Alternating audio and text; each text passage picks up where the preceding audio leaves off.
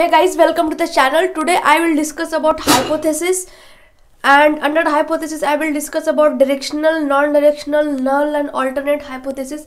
This is very important topic for the research aptitude because you will have questions from this, and if you are doing research after your masters or if you are doing research, then you must know the importance of hypothesis. So it is very important for the NET exam.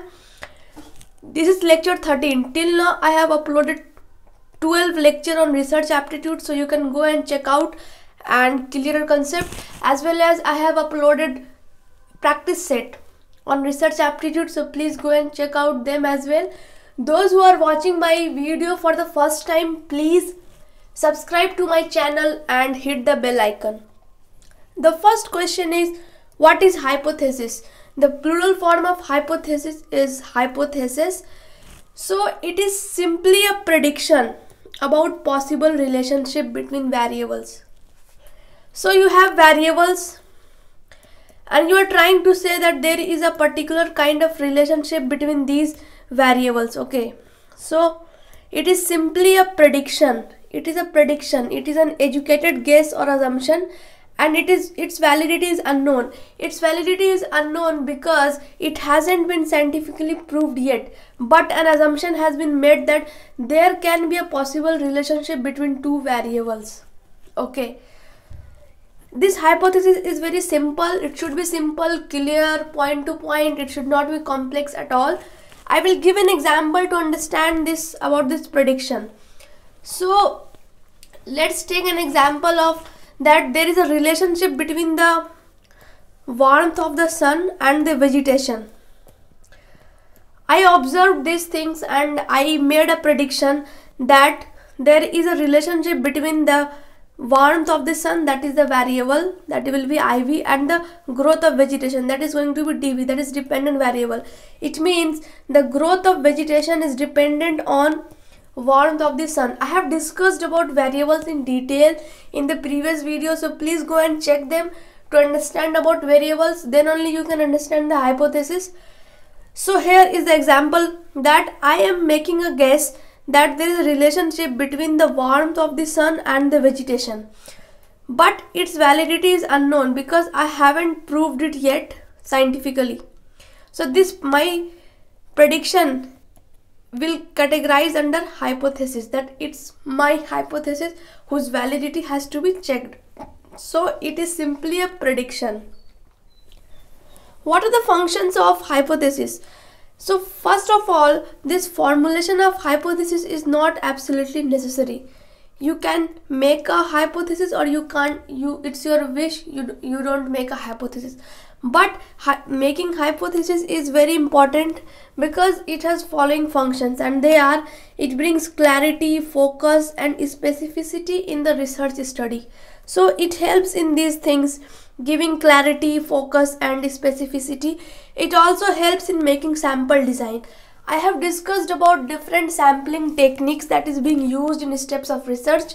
So it helps in that which sampling technique you are going to use, whether it's going to be probability or non-probability. I have discussed about this in a separate video, so you can go and check them.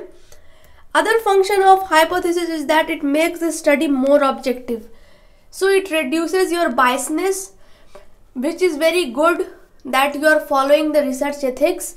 There is a separate video on research ethics as well, so you can go and check them.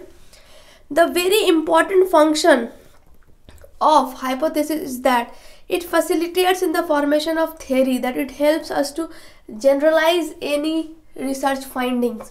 So this is very important function, I would say, of hypothesis. But once again, remember that formulation of hypothesis is not absolutely necessary, but it is important. If you wish, you can make a hypothesis, you can formulate a hypothesis, and if you don't want, then you can skip this process.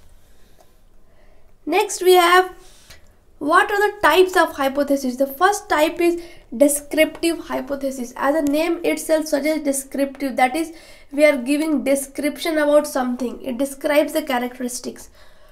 For example, presently the population of India is 130 crores. Okay, so this will come under descriptive hypothesis. and with the help of sensors and collection of data, we can prove it whether this hypothesis is correct or not. Similarly, other descriptive hypothesis can be that where there is lack of water, there is issue of sanitation, that particular colony or city will be dirty.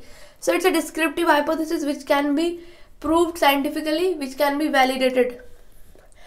Other example is that India is very diverse. So this is the hypothesis, this is descriptive hypothesis. We are describing about India. So we can prove it, right? We can prove this hypothesis whether it is correct or not. I will talk about this, that how we prove the hypothesis in the upcoming slides. The second one is relational hypothesis. Relational. So it talks about relationship between two variables. Simple. It talks about relationship. For example, smoking causes lung cancer. So here smoking is independent variable and lung cancer is dependent variable. I have told you in previous videos that independent variable is something which affects the dependent variable.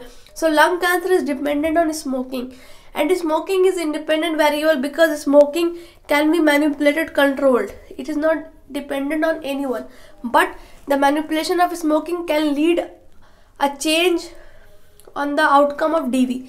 So here it is a relationship between smoking and lung cancer.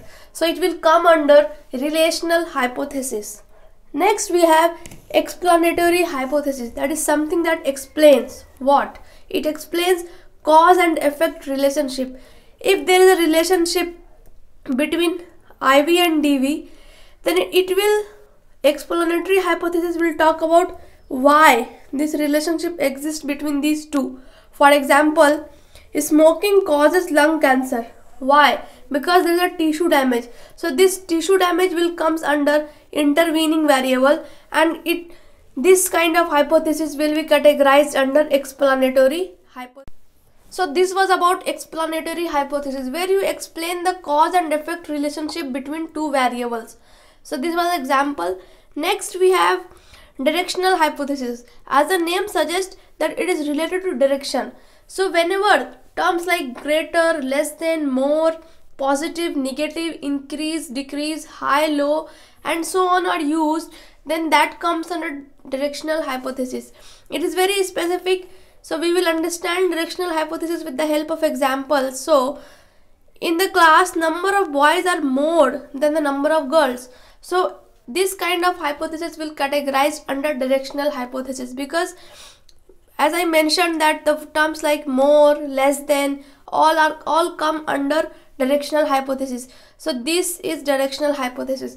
Other example is that the temperature increases in summer. So during summer there is increase. So it gives a direction that it is increasing upward. But in winter it is opposite. It will decrease downward. So we have a direction. Similarly, other example is daily workout improves blood circulation. So here improves will be related to positive impact on blood circulation. So this example is also related to directional hypothesis. Next we have non-directional hypothesis. Non means no, it has no direction. It is opposite of directional hypothesis. So it simply states without any specificity. Unlike directional hypothesis, which was very specific, this hypothesis is not specific. It predicts that IV has an effect on DV, but the direction is unknown. Whether that effect is in positive way or negative way, this is unknown, but it will say that there is somewhat effect of IV on DV. So for example, there is gender difference between boys and girls in the class. In the previous example, I gave an example that number of boys are more than number of girls. In that example, there was a distinction of more, that it was clearly specified that the number of boys are more than the girls. But under non-directional hypothesis, that is not mentioned, whether number of boys are more or number of girls are more. So it lacks specificity. It will only talks about this. Yeah, there is a gender difference, but it will not give whose number is more. Other example is daily workouts have significant impact on blood circulation. So this daily workout is IV, blood circulation is DV. So there is a relationship between these two, but we don't know whether this relationship is in positive direction or negative direction. So this direction is unknown. That is why it will come under non-directional hypothesis. Next we have null hypothesis. So null hypothesis is generally denoted by H0 and it nullifies relationship between IV and DV. It clearly denies the relationship. And whenever we do a research, it is always null hypothesis that is being tested. If null hypothesis is accepted, then alternate hypothesis will be rejected, and if alternate hypothesis is rejected, that means null hypothesis was correct. So next we have alternate hypothesis or research hypothesis. Remember this, that alternate hypothesis has another name, that is research hypothesis. You may have a MCQ. It is donated by H1 and it asserts the relationship between IV and DV. So this alternate hypothesis will say yes, there is a relationship between IV and DV, but null hypothesis will say that there is no relationship between IV and DV. So we will understand both these hypotheses with the help of example. So here is example. Water supply helps in the growth of a plant. So here water supply is IV, growth of plant is DV. So there is a relationship between these two variables and this is asserting the relationship. That is why it will come under H1, that is alternate hypothesis. And null hypothesis will say that water supply does not help in the growth of plant. So it is nullifying the relationship between IV and DV. So this is going to be null hypothesis. So remember, if null, it is always the null hypothesis that is being tested. Okay. So if null hypothesis is accepted, then alternate hypothesis will be rejected automatically. So if the relationship between IV and DV proves that there is no relationship between them, then in that scenario, our alternate hypothesis, that is water supply helps in the growth of a plant, will be rejected automatically. And in case if null hypothesis is rejected, that is water supply does not help in the growth of plant is rejected, then in that scenario, alternate hypothesis will be accepted automatically. That is yes, water supply helps in the growth of a plant. So it is always null hypothesis that is being tested, and it is always null hypothesis that will decide whether alternate hypothesis is going to be accepted or rejected. Okay, we have other example to understand this, that excess of fertilizer damage the crops. So this is going to be alternate hypothesis, and null hypothesis will say that excess of fertilizers do not damage the crops. So it nullifies the relationship between fertilizers and crop damage. So in that scenario, if we do our testing and we find that this null hypothesis is correct, so in that scenario, alternate hypothesis will be rejected automatically. And if this null hypothesis got rejected, that it proved to be false, then in that scenario, alternate hypothesis will be accepted. So this was about this null and alternate hypothesis. I hope you must have understood about them with the help of example. So this null and alternate hypothesis concept was first time used by R.A. Fisher. Remember this, if you have MCQ that who was the first person to use this concept of null and alternate hypothesis, then it is R.A. Fisher. Guys, this was for today. Hope this video has been helpful to you, that it must have helped you to understand the concept about hypothesis, because it is important topic for the NET exam. And those who are watching my video for the first time, please subscribe to my channel, and if you really like the video, then please like it, share it, and give your feedback in the comment box below. And you can also join us on Telegram and Instagram. On Instagram, we provide quiz link, that quizzes are conducted monthly. So if you really want to participate in the quiz, so you can follow us on Instagram and you can have the link.